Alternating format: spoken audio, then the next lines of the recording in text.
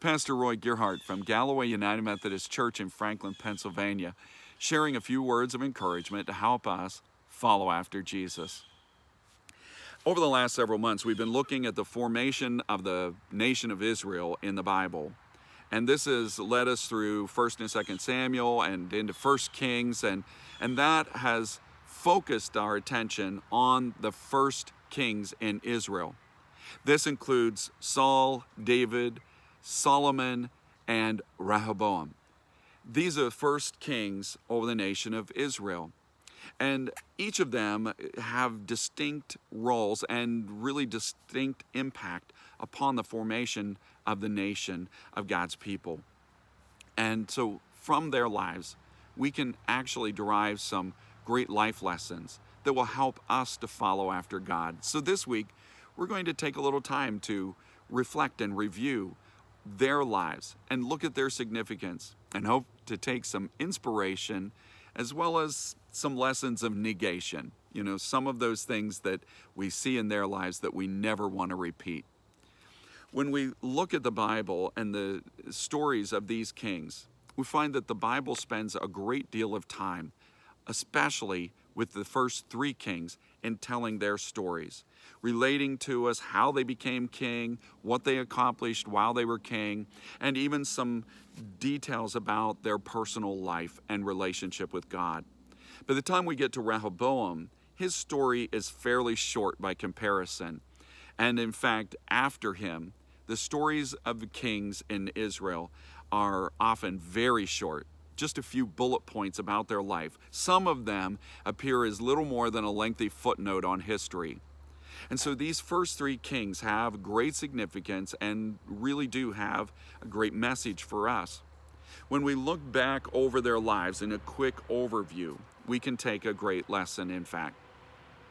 Saul was raised up as the first king because the people of Israel wanted a king that would give them someone to put them on an equal footing in dealing with the people around them. And even though there were problems with this request, God gave them what they asked for.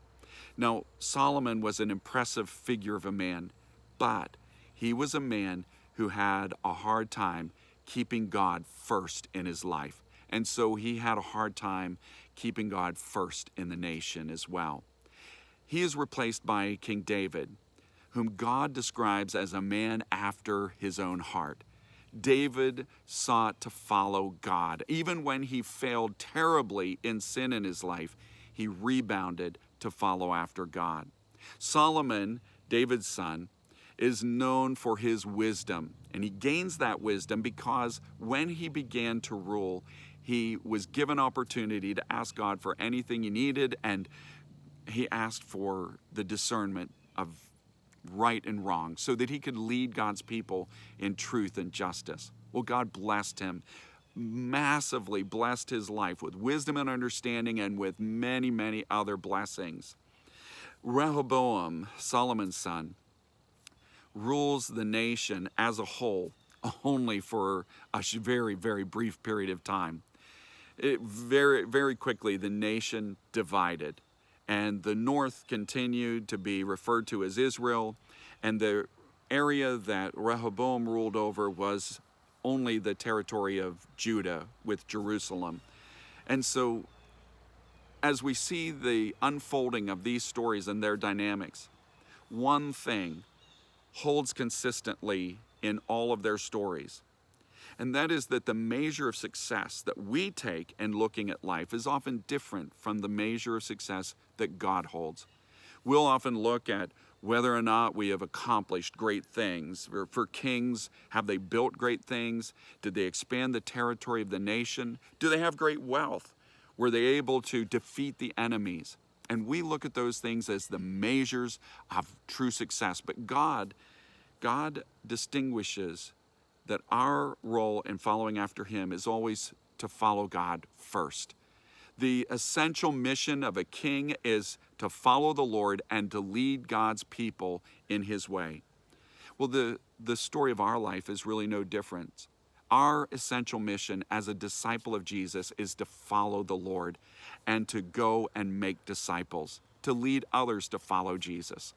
And so the lesson that we take from all of this is that no matter how successful we are in other ways, if we fail to follow God first and to lead others to follow after him, then we have failed in the essential mission.